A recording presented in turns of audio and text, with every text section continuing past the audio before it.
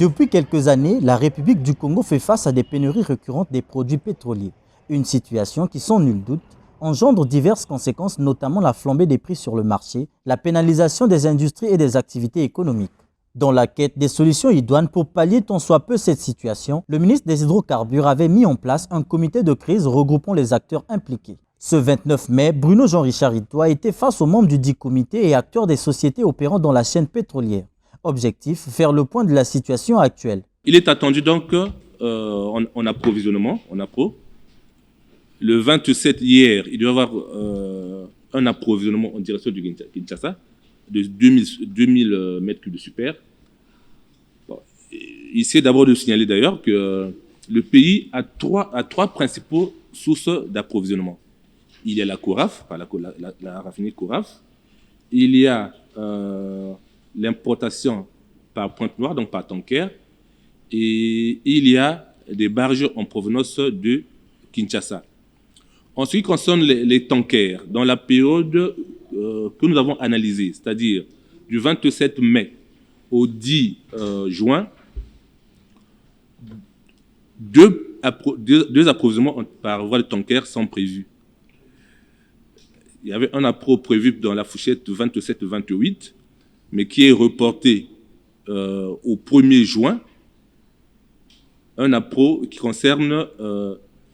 les données, nous les avons converties en mètres cubes à température.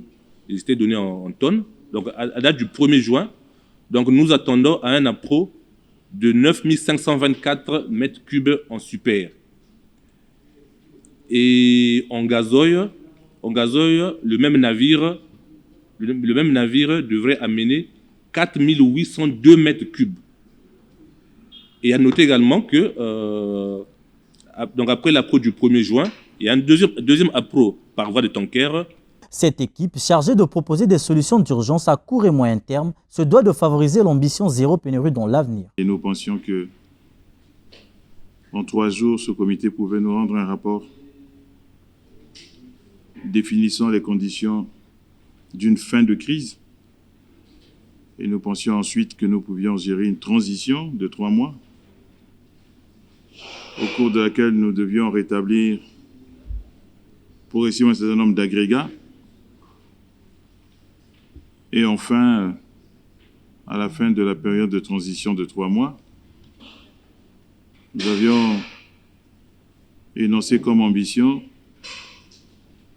de créer les conditions d'un retour au fonctionnement normal, c'est-à-dire, comme nous l'avions annoncé en fin d'année 2021, un retour à une situation de zéro pénurie. Pour remonter la pente, la Société nationale des pétroles du Congo et la CORAF sont appelés à rehausser la production pétrolière nationale avant de puiser dans les niches de la RDC et bien d'autres pistes d'approvisionnement.